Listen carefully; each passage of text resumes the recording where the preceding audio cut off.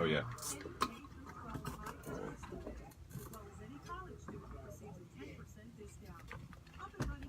Ready? Ready? All right. So, I should have had your bring in your phone and get on whatchamacallit.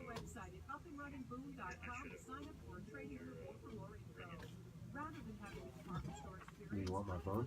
Well, I don't know how to sign you in on the Wi-Fi here. Let's see if I can find the password.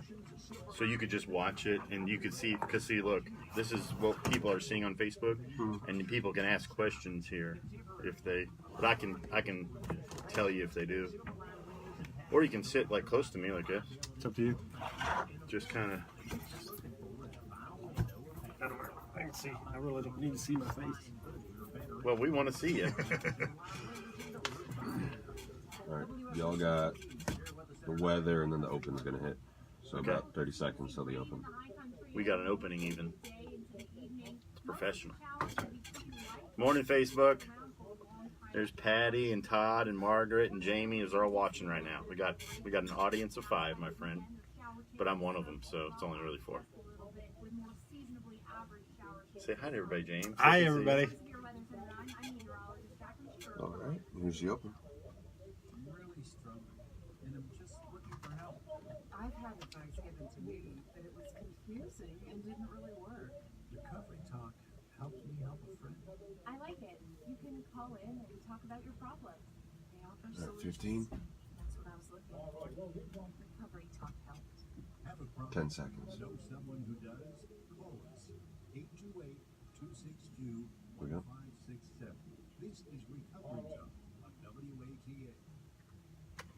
That is the number to call Recovery Talk, 828-262-1567. You know, I did want to kind of rehash that. You know, it's been a little while since I told anybody out there that's listening right now or watching on Facebook Live. You know, that's what this show is all about. I'm going to be bringing guests in here as long as they'll let me stay on the air here. And we're going to talk about this problem in this country of substance abuse. And, you know, I'm going to be bringing in stories of hope. Today we have my good friend James Hester. Say hi to everybody, James. Hi, everybody. Thanks for having me on. Yeah, great. We're so glad you're here, man. James has this really unique story. Every time I hear it, I'm encouraged, and we're gonna get to that story here in just a second. But you know, if you're out there and listening, you know, we hope that these stories bring you some encouragement. We hope that if you have a question, you know, James wants to give you some hope. I want to give you some hope. We don't know everything, but we'll try our best to help you out in any way possible. This is Hope and Help for the Hurting. That's the title of this show. So, James. Yes. My brother. I do. So, I have fond stories of how we met. I have, I don't know if you know this about me, but I love to tell people your story. Those of you watching and listening, James and I are co-workers. So he works with me at the recovery program that I work at. Real quick, though, let me give a quick plug and commercial for our sponsor. Our sponsor for this show is Freedom Tech. Freedom Tech is a new shop here in town. They're up and coming. They have everything to fit your car needs. Check engine light, little banging going on. Need to get your tires rotated. Give them a call. Freedom Tech's number is 828-355-4434. That's 828-355-4434. And real quick, one last time, 828-262-1567 is the number to call to be on the show or ask a question, say hi, whatever you want, 828-262-1567. So I always tell people preparing for the show, James, and I already told you this. A long time ago, I was heavily involved in 12-step recovery rooms, and someone asked me to share my story, and they said, I said, I don't know how to do that. And they said, well, just tell people what it was like, tell people what happened to you, and then tell people what it's like now. And it's always stuck with me because it is a good way to think about it. So tell the listening and watching world, a little bit about what it was like before with James Hester. Well, I started drinking relatively young, probably like most people. I did it just because it helped me fit in. You know, I could talk to the girls. All of a sudden, I became the person that everybody wanted me to be. But, you know, it was good. I had it under control, so I thought. And I began to drink. And I remember one time my stepfather told me, he said, you need to watch out because this will get a hold of you. Like, yeah, it'll never happen to me. And I began to drink on a daily basis, and still didn't see it as a problem. I still got up and went to work. I did everything I was supposed to do. So I came home and, you know, I drank 7, 8, 9 beers before I went to bed. I'm great, right? Everybody does that.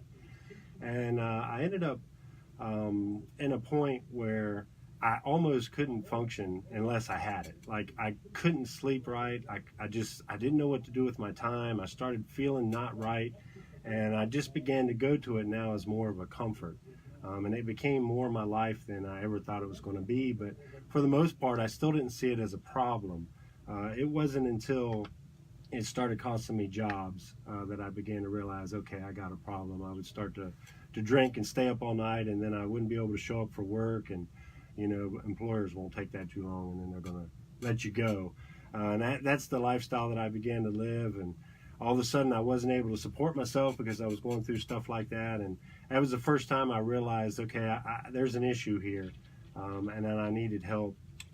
How old were you when you say that it came to that kind of first realization? I had probably just turned 20 years old. I was working at the shipyard, and on my 20th birthday, I got fired. What I used to do is I would go out and drink at the strip clubs at night, and I found that it was easier for me to drive back to work and just pull my truck in the shop and, you know, pass out in the shop. And then when everybody come in, I'd, you know, wake up and I'd be on time for work. But the problem is, you know, after a good, nice, long night of drinking, you're not waking up sober. You're still intoxicated, and they didn't feel it was a very good idea to let me go down and work on these people's boats still intoxicated. So they let me go. And I wonder why that is. It's kind of discrimination, isn't it? Well, no, it was probably a wise move. You can make a lot of mistakes, and people get hurt, and, you know, lives get lost. And that was really the first time that I had encountered the fact that, okay, I got a problem. And I actually joined my first program. It was a Christ-centered program, and actually got free for a year from drinking. Where was that program? That program was in Chicago, Pacific Garden Mission. Okay, because I think we're gonna talk about that place a couple times, right? Yeah. So how old were you when you first went to Pacific Garden Mission? I was probably right at 23. So because I know, and this is it's very interesting. Tell people about some of the facts about Pacific. Well, it's kind of famous. You know, it is a famous place. I had no idea anything about it. I used to listen to a radio program called Unshackled, and it was, you know, true life dramatizations of individuals before they knew Christ, and then, you know, how they came to know Christ, and then what transpired afterwards, kind of like this. And, you know, even in the midst of my drinking, I would listen to that. And, you know, I was just sitting there, just miserable, depressed one night, not knowing what to do. And I feel like the Lord laid it on my heart to go to the Pacific Garden Mission. And I had no idea what this was going to be like, but I was like, okay, anything to get free. So I pretty much quit my job. I load everything up, and I go to Chicago, and I find this place. And when I walk in, I'm just absolutely astonished. It's basically it's a homeless shelter that has a drug recovery program, if you want to call it, in it. And I really get my first experience of what addiction is like, heroin and crack, and just, it was way far beyond anything I could ever imagine. And what I got to see was me if I didn't stop. So how many people, this was always impressive, how many people are at Pacific Garden Mission on any given night? Right now, it's probably around 1,200. At the time, they had a smaller building, so they were running about 600 people. 600 up to now 1,200 people a night, mixed co-ed, basically homeless people off the street. Pacific Garden Mission. This is where you at 23. Yeah. You go for your first experience in recovery. Yep. Sorry, No. I got to interject because Yep. I love your story, man. Yeah, man. But I stayed sober for a year during this program, and thought I was good. I'm ready to go. I was just looking to get back into life, and okay, well, how do you get out of a homeless program? I basically became homeless, and my good idea was, I'm going to join the Army, and I do join the Army, and you know, we work hard and we play hard. It didn't take very long, and then I began to drink again, and it was worse. Now I have combat stress laid upon it, and you know, I'm drinking at least a 12 to 16 pack every night, and there's no ifs, ands, or buts. I'm going to drink, and I do that for almost 5 years while I'm in the military, and you know, it's time for me to get out. And I do get out, and I go back basically home to Ohio where everybody's living, and I'm living a lifestyle. You know, I'm used to using, you know, marijuana and alcohol for someone that's making $30,000-$40,000 a year, and all of a sudden I'm not making that anymore, and I began to deplete my funds. I'm not concerned about working. I'm not concerned about doing anything but just drinking and not feeling the emotions that I have, and just numbing everything about me. The only time I'm happy is when I'm drinking, and this lifestyle begins to go downhill. I probably live it for about 2 years, and I find myself unable to sustain this lifestyle again. And so, out of the military, back in Ohio, you're about 31-ish? Yeah, right around 32. 32. Yeah. Been living this way for about 2 years. Yeah. Didn't you tell me like you just you had money saved up from? I did. And you just played video games all day long? Two deployments. I got a big fat bank account. I don't have to work. I get a two bedroom house and 2-car garage, and I moved my little brother in, and yeah, I get my PlayStation 3 and I sit there and literally all day long, and I stay on my PlayStation, and I stay in the bottle and smoke my weed, and that's it. That's my life. That's what my life consisted of every day, day in and day out. Extreme isolation. Yep, absolutely. Drunk and high every day. Yep. The only person that has any contact with me is my little brother, and that's because he lives with me. And he pretty much didn't want to hang out with me often. But yeah, that was my life. And I found myself in a worse position than I thought I could ever get in, to the point where I would just begin to wish that I would just die, because I don't know how to get out of it, and I don't see any future. Like, this is me. I used to watch a program called Gunsmoke, many of y'all are familiar with, and I used to love watching it, and every time I'd watch it, of course, I'm Matt Dillon, you know, James Arnez, I'm the sheriff, and I'm gunning down the bad guys and everything, and I remember watching it one day, and instead of being Matt Dillon, I seen myself as Louis, the town drunk, and it was the first time I really got a good look at what my identity had become. So, in your early 30s, out of a 5-year stint in the military, 2 years of basically playing video games and getting high and drunk every day, living with your little brother in Ohio. We're going to pick up the rest of the story here in a minute when we come back from the break. But before we get to the break, if you want to be a part of the show, you want to call in, ask James anything, 828-262-1567, 828-262-1567. James is going to continue on with this story. We'd love to hear from you. We'd love for you to be a part of the show. So we got a couple people there. My brother Kevin, Rich Brown is watching, Gary Smith. But we will be back here in just a minute. All right. Maybe 3 minutes. 3 minutes. Okay. Yeah, I'm having to condense a little bit. But, That's fine, man. Yeah. You're doing great, man. Okay. You're doing great. Yeah. You're really I'm following right along. So Natural. I don't think I know. Yeah, you're natural. I don't think I know the timeline that well, but I know some bits and pieces of your story, but I don't know the full timeline as well. So I know that there's a little spoiler alert for those of you watching right now, but there's 3 stints at Pacific Army. There is 3. So we're coming up on 2. Yeah, this will be my second one. Yeah. This will actually be my short encounter with the 12-step program. So we're only 15. Just over 15 minutes in, man. So we got till bottom 11:30. So bottom of 11. So. Okay. Yeah, I have no problem filling But that. there's a couple breaks still, and so. What's the weather like over there? I don't even know. It looks like a disaster everywhere, but I don't even know what half of these are. Chris, what's up, man? Has there been any news about that guy, Alan Trivet, today? Did you hear about that? Mm-mm. He was missing, I guess, for a day or something. And I was driving out to Todd after work yesterday, and there was all the rescue. So I guess he had driven off the road and died. So I think he was having cognitive problems or something. That's what I read in the paper this morning. Well, the online paper. I don't know if it's a good thing, but I found myself tuning out of the news as much as possible these past long time of years.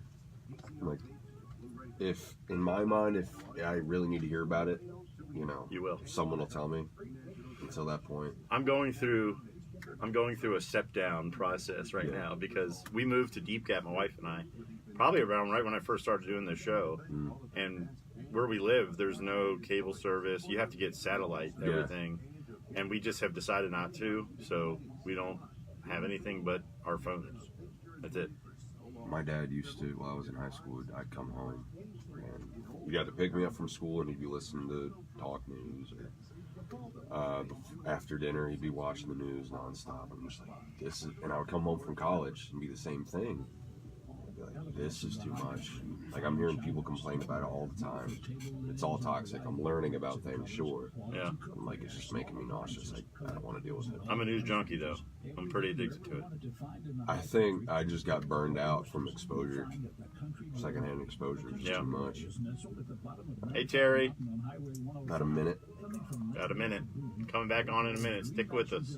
Just across from the Seven Devils entrance, walk inside to a world of wall-to-wall culinary beauty. From basic flatware to the very best in gourmet kitchen supplies, the friendly professional staff at the Country Gourmet will make sure you have everything you need for your cooking and dining pleasure, but they'll try to order it for you. In fact, the Country Gourmet carries everything you need from the utensils you cook with to the table. Is there a reason why you're drinking aloe? Do you have any stomach issues? Or? No, I think it's absolutely wonderful.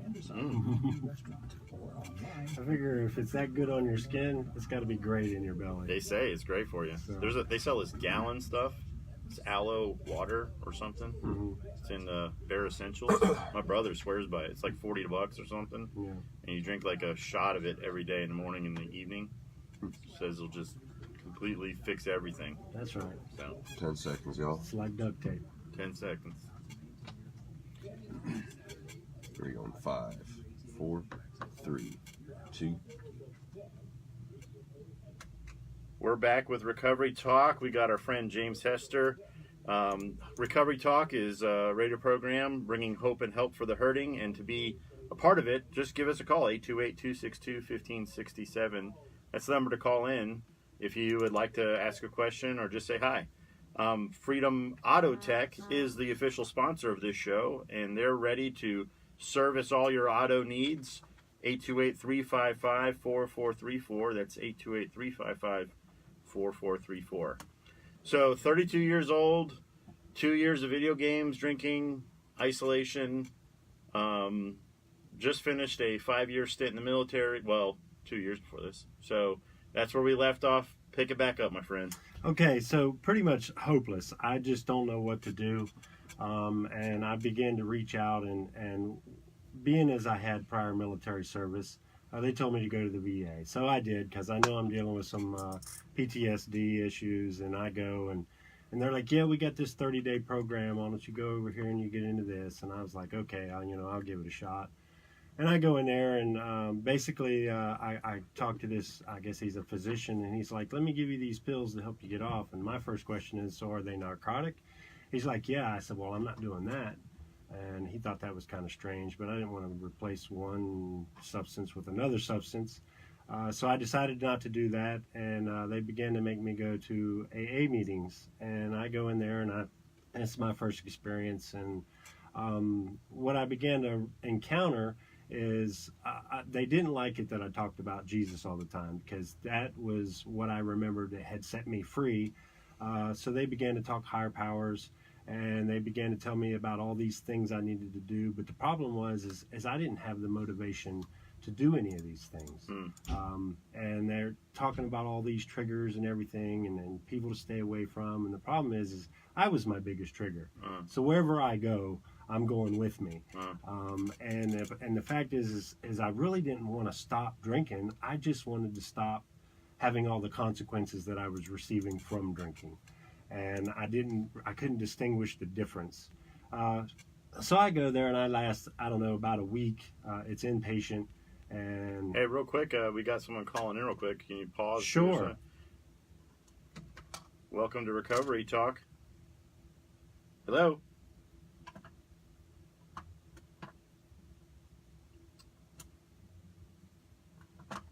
well, that's fine. I don't know what Call happened. back. I'll be more than Yeah. willing to Yeah. talk to you.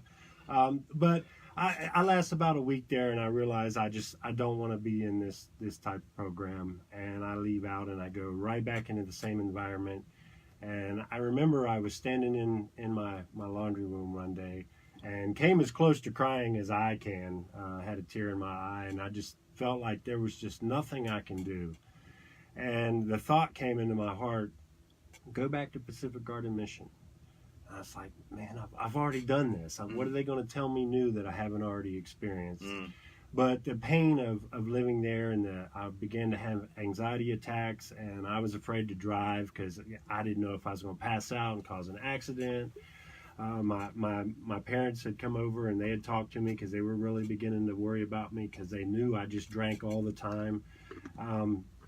So I was like, okay, this is what I'm going to do. I'm going to go back to Chicago and I'm going to knock this program out real quick, and then I'm going to just come back and live my life. And so that's what I do. I basically give my little brother my truck. I put everything into storage, and I'm going to run down here and I'm going to knock out this program, and I'm going to come back. And I go. Is it still 1 year? It's a 1-year program, but they ask you to commit to 60 days. And basically, as long as you do your 60 days, if you leave out and want to return the very next day, they'll take you. No questions asked, but if you don't complete your 60 days, you have to wait 6 months. And I go there and I'm doing great. I do my 60 days and I think, you know what, I'm gonna just do an extra 30 days. I'm gonna be good. So I do 90 days and I come home, and it lasted 10 days. I remember it was probably day 2 or 3. All of a sudden, right before I would go to bed, I would start feeling that craving, like, you know, I'd like to drink beer right now. And I'd be like, no, I'd white knuckle it and I'd go to sleep, and then I'd wake up the next morning and I'd be fine. And I was cooking at the time at Cracker Barrel, and each night it kept getting a little worse. And I'm not telling anybody. I'm just kind of struggling through it. And basically about day 7, I drive down this road and there's a bar there, and I drive by and I'm looking at the bar and I'm contemplating going in, but I don't go in. I do the same thing the next day, but I'm driving by a little bit slower. By day 10, I had pulled into the parking lot, and I'm sitting there in the parking lot of the bar, and I remember deciding, okay, I'm going to drink, so I might as well smoke cigarettes too, because I had quit both, and that's what I did. I went in and I bought a pack of cigarettes and went right next door and started drinking at the bar, and I hid it from my parents. I was living with them at the time. For almost 2 weeks, I was closing at Cracker Barrel, so I would work and I would get off and I would go right to the Speedway and I would buy my beer and I would drive out to a park in the middle of the night and I would drink up all my beer and I would go home, and my parents were asleep, so I would just go in and I would lay down and go to sleep, and no one knew anything. But finally the guilt of living like that began to catch up to me, and I finally told my parents. I said, yeah, I'm drinking again. And they were like, why would you do that? You got to move out. And I'm like, okay. And I mean, miserable drinking at that. Miserable. Like, I mean, going to a Speedway, sitting at a park in the middle of the night by yourself, yep, drinking beer and going home, going to bed, yep, and waking up doing it all over again the next day. No enjoyment. It was just to get the substance into my body and go to sleep. And of course, they told me I had to move out. They weren't going to support me. I thank them so very much for not enabling me to live that lifestyle. So I had to move out, and basically I get a job working for a farmer. And his benefits for me was I get to live in a farmhouse rent free, all utilities paid, and I get paid cash working at the farm.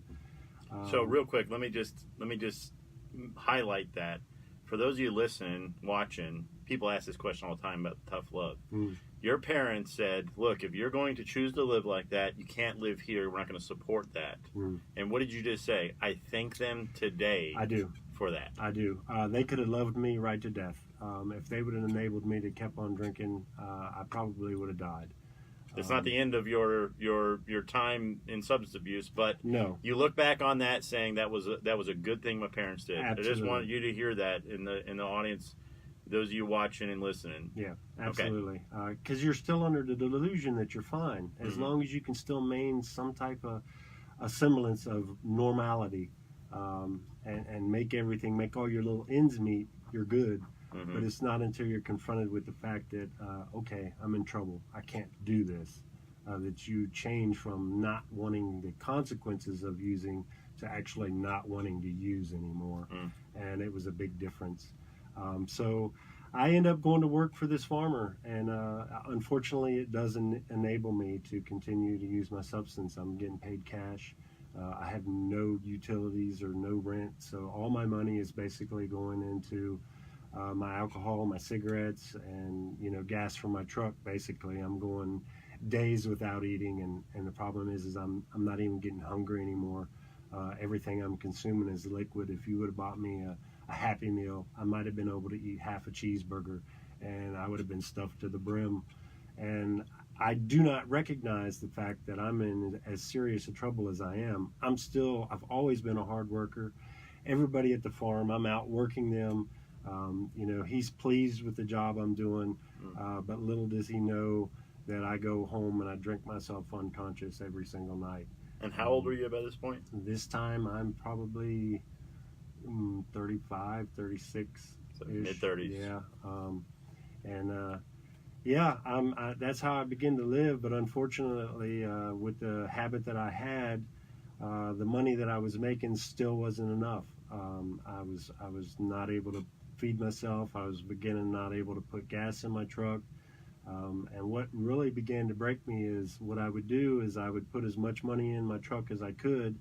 I would begin to drive to work and run out of gas. And as I would run out of gas, I would have to walk all the way to work, walk all the way back to my gas station, get gas, walk all the way back to my truck, and put a couple of dollars in so I could get home. Well, we're running out of time for this segment. We're coming up on a quick break here. We got 10 seconds. Recovery Talk, Hope and Help for the Hurting, 828-262-1567. Give us a call if you want to be part of the show. We'll see you in a minute.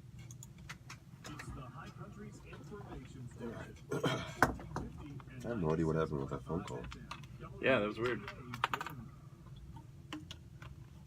What was she telling you when she came in? She was telling me that there was a call on the line, and I'm looking, and I'm like, oh, they hung up. So Maybe they'll call back. you're more than welcome to. I'm sure it was Hopefully I like hit the buttons right. this Scott time. likes to call. Scott Hutchins, he'll call. Yeah. So Nona's watching. Hi, Nona. And there's Chris watching. Chris, get some rest, man. Hope you feel better soon. Yes, sir.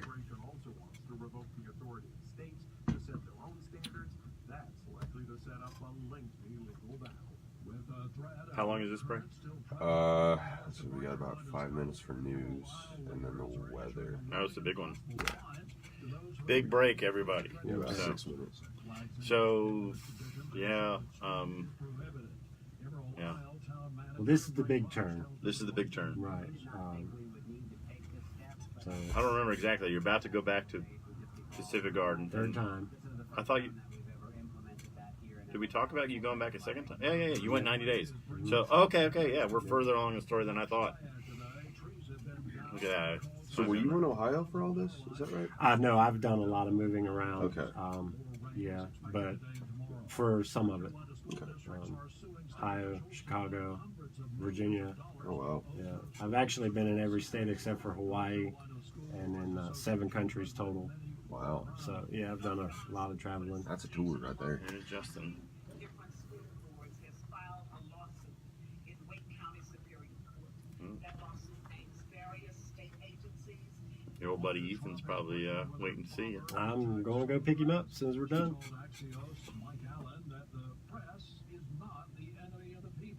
that guy getting out of jail coming. Talked to you. You were in the office when I was talking to him before we came here. So, yeah. In June, North I'll Carolina take 'em. began receiving new Medicare How many cards guys we got out there right now? posing as Medicare representatives, already making 11. calls 11? demanding a Yeah, process 6 fee. going up. Other No, fraudsters 10. are trying to get bank account 6 going up, information 4 by staying. saying a refund is So- owed. Remember, Medicare Alright. never charges a processing fee, never asks enrollees for a bank account number, and no refunds are owed. Protect yourself with AARP Fraud Watch Network. Learn more about this free service at states.aarp.org/stop-fraud. Attention football fans. The It's a quiet show today. We got no questions being asked except for people saying hi. But we have 12 people watching, so which is pretty average. It's a very good story. Yeah. Yeah, I'm having to drop a lot out. But all you gotta do is come to the safe house. I'll tell you the whole thing. It takes about 2 hours and 15 minutes. Does it really take long? 2:15? Yeah. You've timed it, huh? Yeah. You got it down. And the longer I go, the longer the story gets. Rivers began to rise. Catawba County Emergency Management Director Terry Yossi. There's nothing wrong with a long story as long as the ending's good, right? Are we going to hear Traveling Evangelist? Or did I leave that out? I passed it. You passed it. Yeah. So tell Mike while we're on break. He was a traveling evangelist across Really? the country. Yeah. Wow. After I got fired from the shipyard, that's what I did. It was my first spiritual crisis. So I grabbed a Bible and just started reading. And what I read was, all these guys going from town to town telling people about Jesus. So that's what being a Christian was about. Yeah. So that's what I began to do. I actually did it for a little over 2 years, and got married during that time. And But you would literally just like get in your car, show up in a town, get out, and on the corner, Yep. you were one of those guys. Yep. Wow. Yep. I love that part of your story. Yep. Uh, Work odd jobs. For panhandle, 2 whatever years, it took. man. Yeah. I can't imagine that. I Just can't anywhere. either. It's just for 2 years. It's dedication, man. It is. Yeah, it was probably about 4 trips back and forth across the United States that I Wow. that I made. That's how I went to most of the states. I was gonna say, I think that would do it. Wow. Look, someone just heard it, Anna. Yep, that must have been challenging. It was challenging. I'm sure. Yeah. Yeah, there was definitely challenges. I learned a lot. Learned what not to do. Oh. So we got the weather, so about 35 seconds. 35 seconds. Where'd the money come from to do that? Odd jobs. Odd jobs, panhandling, whatever it took. Were you received well when you were doing traveling evangelism? Most not. Sometimes, but mostly not. Oh, man. 10 seconds.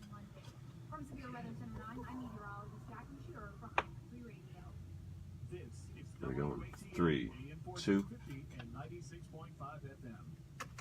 Welcome back to Recovery Talk, Hope and Help for the Hurting. 828-262-1567. That's the number to call if you want to be part of the show. 828-262-1567. We have James on with us. He's telling us his story. We're about to make a big turn, but while we were during break here, we were going over just to tell you how much he has to leave out. For 2 years, he was a traveling evangelist, going back and forth in the country, stopping towns, doing odd jobs and street preaching. Right. That's so. right. If you want to hear about that more, you can contact James through the Facebook or give us a call. But anyway, so working as a farmer, can't even put gas in your car anymore because you're emaciated, you're not eating. Take it up from there, brother. And I lived this way for about a year. And the whole time I'm just getting more and more mad at God because everything that I had learned would be delivered from these things, and I wouldn't have to live this lifestyle. And here I was living this lifestyle, and I was mad at him, and I would basically get drunk, and I would cuss God out and call him all these horrible, terrible names, and And then I would just wake up and I would go to work and I would come home and I would drink, and I was to the point where I was literally getting drunk twice a day. Let me explain. I would drink until I pass out, and I would wake up mad because I woke up, and then I would drink again until I pass out. And this is the life that I'm living, and I begin to sell everything I have. Anything that I have of value, I'm selling. Basically, I'm down to having nothing but my truck. It's the only thing that's getting me around.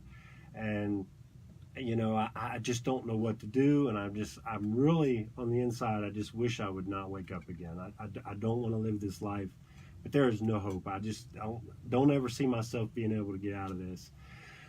So I'm sitting there one night, and what I end up doing is I came up with a brilliant idea.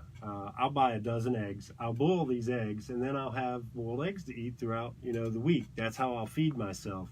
And I put these eggs on the stove to boil, and I sit down, and I'm in my chair, and I'm drinking my beer, and the next thing I know, I'm waking up, and the house is full of smoke, and I'm kind of confused. I don't know what's going on, but I go into the kitchen, and there's eggs exploded everywhere, and the pan that's sitting on the stove is glowing red hot. And I go over there and I turn it off, and I realize, wow, I just about caught the house on fire. That's kind of crazy. And as I'm walking back out of the kitchen, I see a big old pile of empty 12-pack containers. And I can remember in my mind that I had just taken the trash out. And it was at that moment that I really realized just how much I was drinking. And the thought came to me, I'm about to die. And not sometime off in the future. I'm about to die now. That's where I'm at. That's where my lifestyle has gotten me. And never would I have thought that drinking a beer would ever bring me to this point. And I just scream out to God. I said, God, if you can save me, save me. And I feel it laid on my heart again. Go to the Pacific Garden Mission. I'm like, Third time. I'm not doing that. And I begin to wrestle with this thought for about 2 months. And literally, what breaks me down is I'm tired of walking back and forth from work and back and forth from the gas station to put gas in my truck. And this is what really brings me to my breaking point.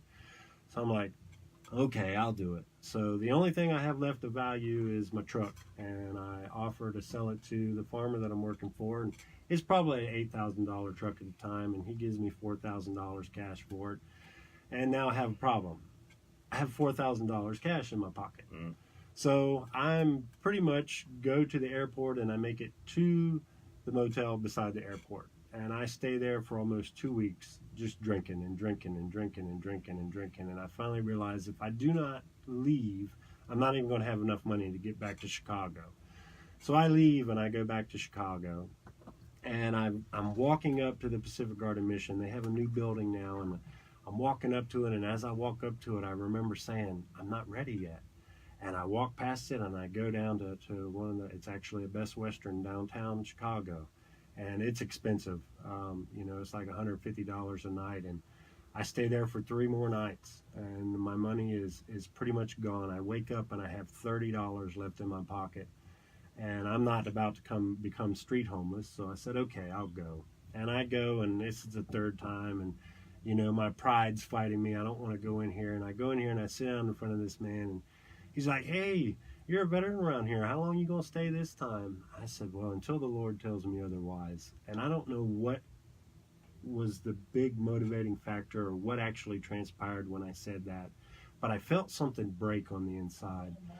And all of a sudden, I didn't have a plan B. I didn't have an escape route. I was casting myself on the Lord. If he could save me, he was going to save me. If not, I wasn't going to be saved.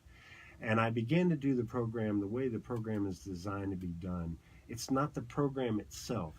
It's the God that is behind the program. And I really began to seek him. And all of a sudden, the depression is gone. The PTSD is gone. The craving for alcohol is gone. There's no craving for cigarettes whatsoever. I'm waking up in the morning, and I'm happy. I'm happy to be getting out of bed. And here I am. I'm basically living in a homeless shelter. I have nothing, but I'm happy. Not just basically. You are living in a homeless shelter. I am, and it's amazing. I don't understand what's going on, but all I know is I'm going to follow Jesus, and I begin to seek after him, and I don't look back. I do my year, and all of a sudden, it's like, okay, now what?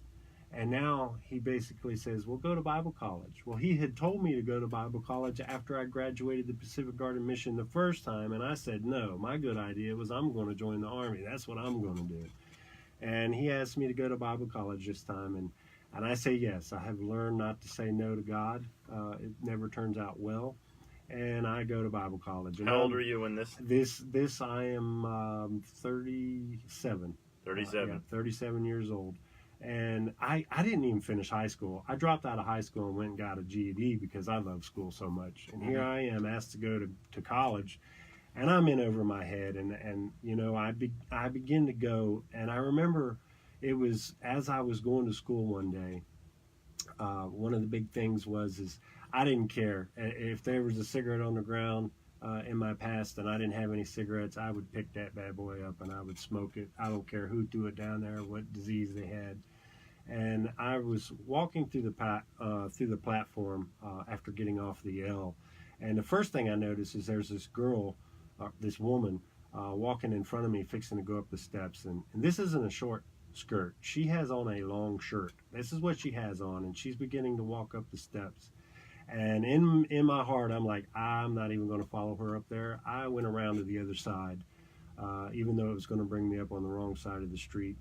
And as I became eye level with street level, I see a big old brand new long Newport laying on the ground. And as soon as my eyes registered that it was a cigarette, all of a sudden my eyes shot up across the road. And I'm looking at these buildings I've seen 1,000 times, like that's the best architecture I've ever seen. And it was at that moment the Lord spoke to my heart that I don't never have to live that lifestyle again. He does say that when we are set free, we are free indeed. I don't have to worry about, am I going to go back and use? I don't have to worry about, am I just on pause for the moment? I am a new creation. All these old things that I used to do, I don't never have to do them again. And as I began to realize that, things just opened up. I'm not a drunk not drinking. We know dry drunks. I don't even like to consider myself an alcoholic. I know that I have the propensity to go back to drinking if ever I do so choose. But I also know that Christ has given me the option to never turn around, to never go back to use ever again. And this isn't about my ability not to do things. It's about Him doing the work in me. And as I began to realize that, all I wanted to do was to begin to tell people that live the same type of lifestyle that I live, you can be free. You don't have to be a slave to these drugs or this alcohol. There is hope. And you can live a life that you right now, if you're using, you're afraid to even imagine is possible. That person that you used to want to be when you was in 3rd and 4th grade, I'll guarantee you it wasn't an addict. And you don't have to be that person anymore. And Christ is the one that has set me free. And this is why I believe that He has called me to get into the ministry with individuals like Jim, because it is our delight. It's not a job. It is our delight to tell you, you can be free right now from these substances and never look back. James is pretty humble, but you're living in the homeless shelter, and I remember this part of your story. You didn't say it, but you had actually been offered a job to be a traveling evangelist again. I was. And your counselor said, no, I want you to go to try maybe applying for college. He did go to Bible college, but he's not telling you all the Bible college he went to, but he was accepted to Moody Bible Institute. Moody Bible Institute, which is probably one of the most famous Bible colleges in the United States. So you get to go to Moody Bible Institute, and you do 4 long, painful years because you, like me, you are a GED guy. I was a GED guy also, and I had to go to college. If it wasn't for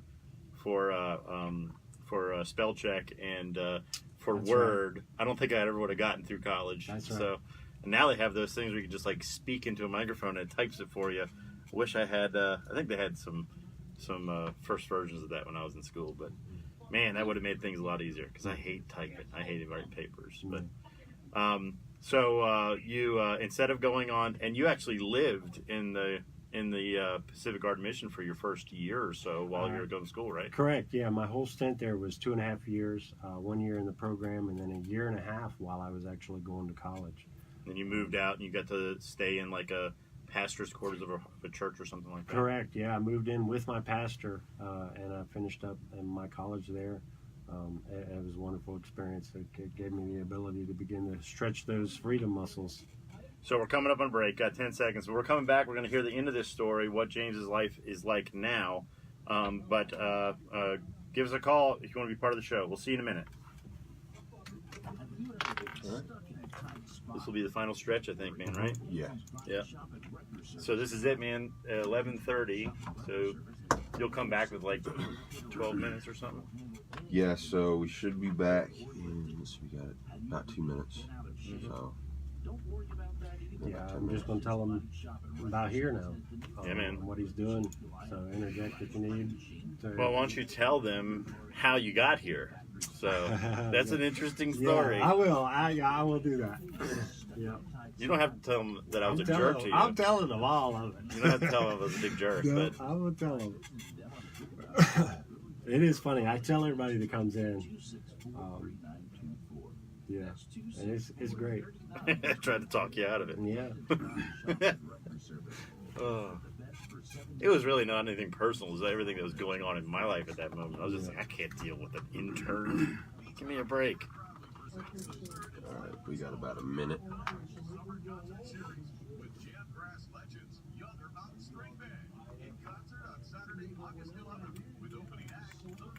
The final stretch, folks.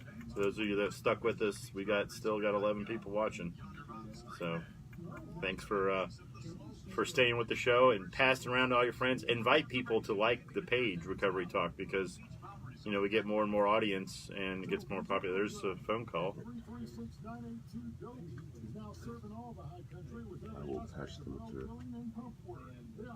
Someone's picked it up, and I'll patch them through when. All right, we got 20 seconds. If you want to start with that phone call, You can. Is it there? Someone's on the line right now, so I won't be able to punch them up. But all right, See 10 what seconds. happens. I'll see if I'll talk about it. We'll see what happens.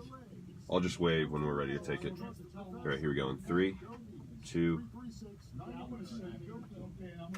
We're back on Recovery Talk with our guest James Hester. We're at the final stretch of the story. We did get a call, so let's take that call real quick. Welcome to Recovery Talk. Oh, yeah. We got you on now. Hi.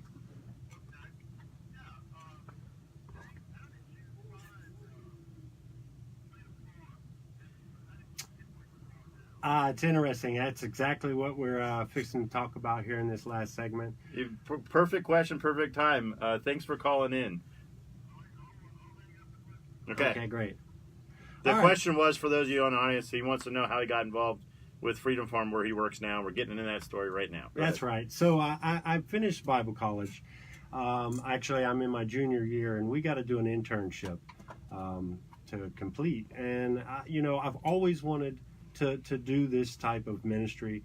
And I also have a farmer's heart, I think. I want to farm. So during my search for my internship, I put in Recovery Farm into Google. And old faithful Google, first thing that they pop up is Freedom Farm Ministry.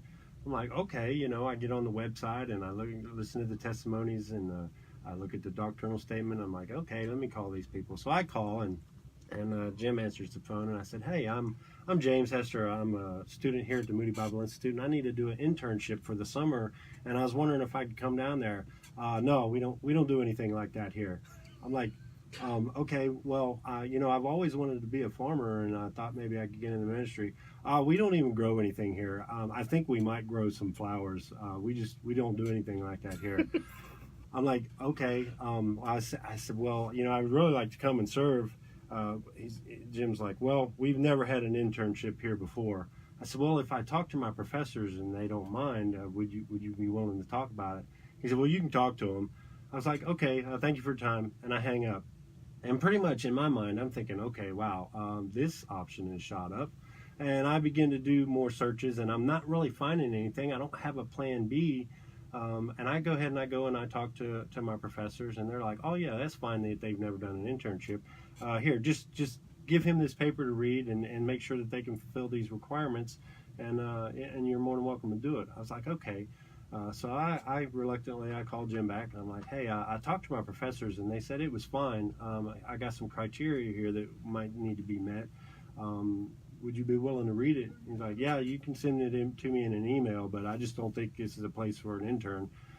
I'm like, okay, so I emailed him this out, and I'm confused because I feel like I'm being called to come here, and then I'm receiving the message like, nope, this ain't the place to come. So I'm not really sure what to think of it, but I sent him the email, and I wait a couple days to give him a chance to read it, and I call, and all of a sudden the conversation changes.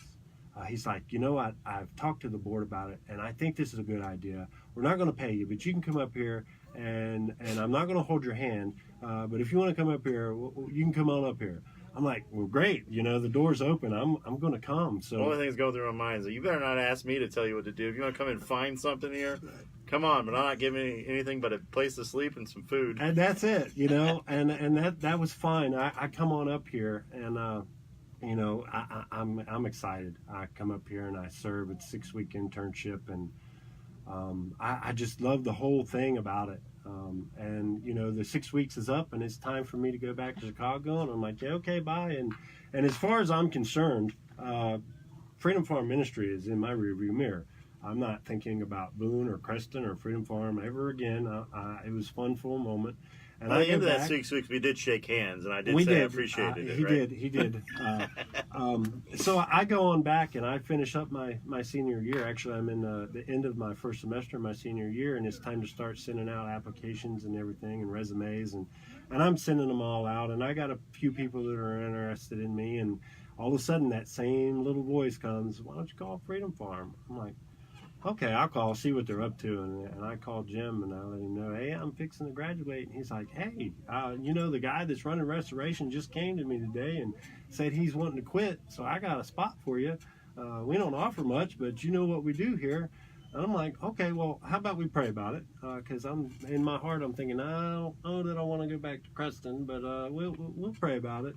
And as I begin to pray about it and consider it, all of a sudden I really feel like that this is the place where I'm being called, and I came.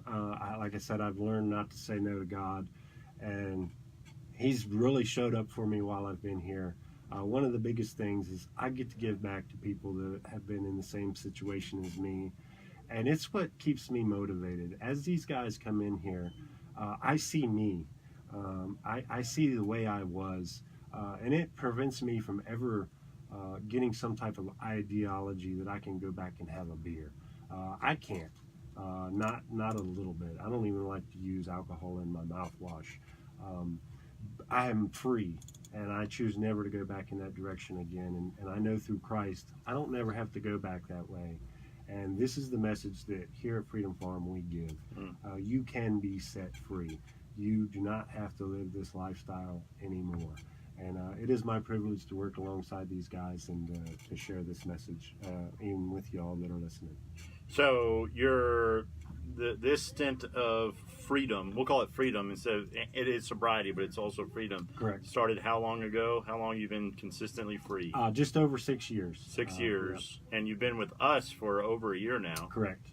How long over a year? A year and 2 months. Actually, a year and 2 months. It's 6 years, 2 months clean, 5 away, one in. And we kind of he had to go through this a little bit when coming here, but we don't really invite people to be like official, like in the staff, because of so much turnover after they've done a year. So he did his year, and he is just now a valuable part of the program that we do here at Freedom Farm. I explained, people ask me what does James do. He's my Ashe County point man. There it is. Phase 1 and 2 of our program is out in Ashe County, and we actually literally are somewhat of a farm now. We're working on it. We have a chicken coop up, and there's probably about a half an acre of a garden out there. Yep. And these are all firsts. And he had said earlier in his story that he had a farmer's heart. So yeah, he has brought that to Freedom Farm finally, so we can kind of live up to our name that we've had of being a Freedom Farm. So we really appreciate you, James, and appreciate you sharing your story. And you've actually gone through quite a gamut with us. You kind of moved around and Now you're actually really finding, I think, the balance, and it's kind of a, I don't know, we've had many talks, but it's kind of a tough thing to get involved in. For those of you guys that know people that are working in recovery, situations, ministries, I have that core people. I know James probably starting to get those that are constantly giving us encouragement, and we kind of thrive off your prayers and encouragement because it can be tough. Correct. Yeah, it's a dirty business, but I love to do it. Yeah, it takes a special calling to do it, and I believe you have that calling, and it's an absolute testimony to being in a place of humility and even doing things you know that you're being called to do, but maybe aren't necessarily your preference, which has been a consistent theme within your story, even just sharing it here today. This wasn't necessarily my plan, but I feel this is where I'm being led, and I really like the one when your counselor said, well, don't take that job on something you're very comfortable doing. Apply for college, and you're like, I don't want to do that. Yeah, right. I don't want to do that. I'm not interested in college. But anyway, here we are now, and part of the Freedom Farm family, and bringing hope to the men that God brings here. And we have a couple guys coming this week. So when they get to Freedom Farm, this guy that you just heard this amazing story is one of the first guys that they start to get to know. So we really appreciate that. That's the part of the program that you fill. So thanks for everybody. Thanks to everybody that's been on the Facebook Live and watching us. And for those of you guys that are listening right here on the radio, next week I have a couple people that have asked to be part of the show, but I haven't had someone officially commit to next shows. But we will have another story of someone that's had a positive journey in recovery of some kind, and they don't have to be necessarily affiliated with our program. We want people from that are free from addiction and have a story of encouragement and hope to tell people that are listening and watching, because thanks, Gary. Gary, you're going to be on the show one time. We've only spoken on the phone once, but I hear more about who you are through other people, and I'd like to have you sit down here one day. But anyway, so if you're listening right now, watching, and you have an interest of maybe coming in and you have a story of freedom, and you know what, you don't even have to have been the one that struggled with substance abuse. You could have a story of a loved one and dealing with that, going through doubtful. He said doubtful. He's not coming on. Come on, Gary. But yeah, we'd love to hear from you. We'd love to you contact us. Recovery Talk is on Facebook. You can send us a message. We promise we'll respond to you as soon as we can. But great show, man. And thank you, Mike, for running the board. And ladies and gentlemen, we will see you next Thursday. Good show, guys. Yeah, man. Went well. Did a good job, buddy. So hand me the phone. Say goodbye to everyone. Goodbye, everybody. Thanks for watching. I'll shut it off.